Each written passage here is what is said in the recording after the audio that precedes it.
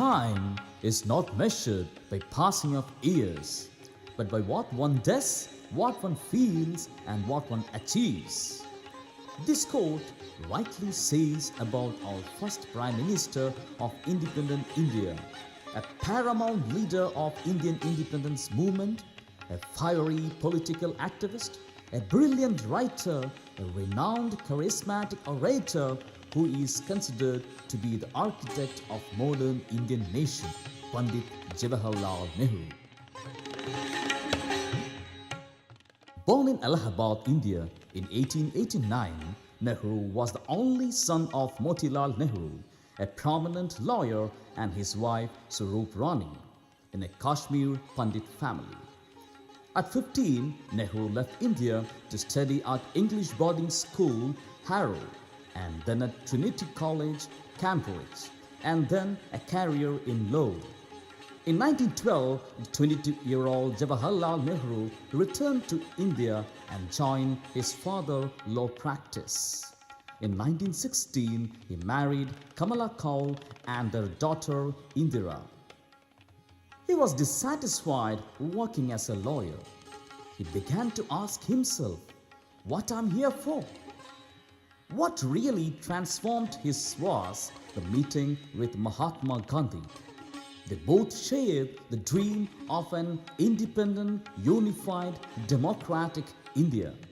Nehru said about India in his book The Discovery of India, "She is a myth and an idea, a dream and a vision, and yet very real, present and pervasive." In 1919, Nehru joined the Indian National Congress, which was fighting for greater autonomy from the British.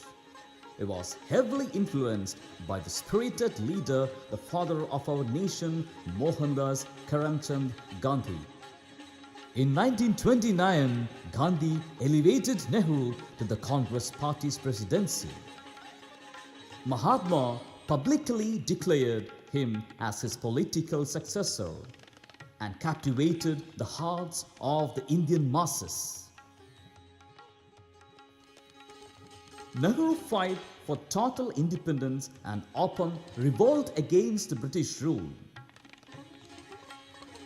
Indians of every caste and region joined the freedom struggle and united behind Nehru. On 15th August 1947, Nehru became the first Prime Minister of independent India. He held the post until his death in 1964. He implemented moderate socialistic economic reforms and committed India to a policy of industrialization. During his speech to the US Congress, 13th October 1949, he said this to the world about India and her progress. "We have achieved political freedom, but our revolution is not yet complete and is still in progress. For political freedom without the assurance of the right to live and to pursue happiness, which economic progress alone can bring, can never satisfy a people." Under him, India embarked a 5-year plan launched in the year 1951, immediately after independence, under Nehru's dynamic leadership. It was a phenomenal success and propelled India into the path of self-reliance. Nehru pursued land redistribution and launched programs to build irrigation canals, dams, and spread the use of agricultural production.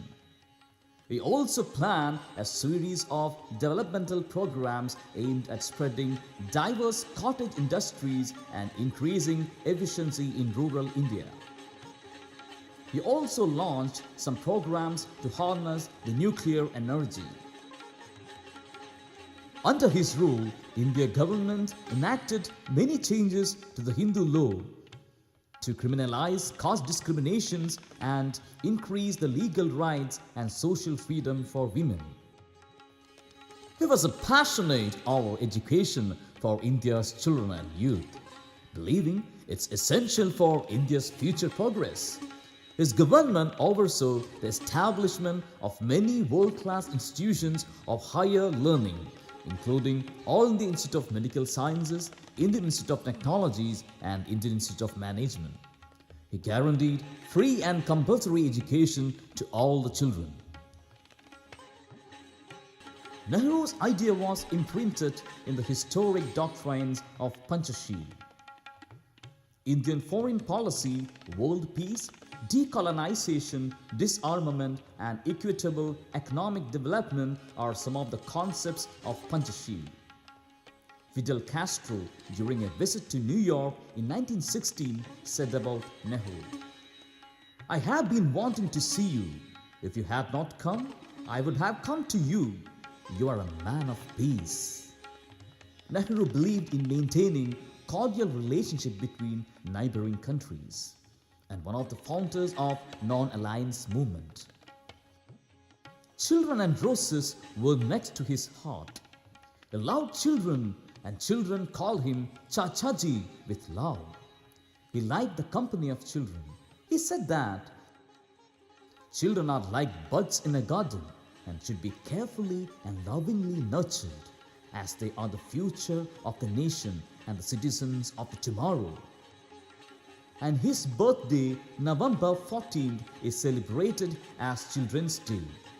This is a day for each and every one of us to renew our commitment to the welfare of the children and teach them to live by their values, upheld by their own Chachaji. Let's pay a glowing tribute to this great man, India's national hero, a great lover of children.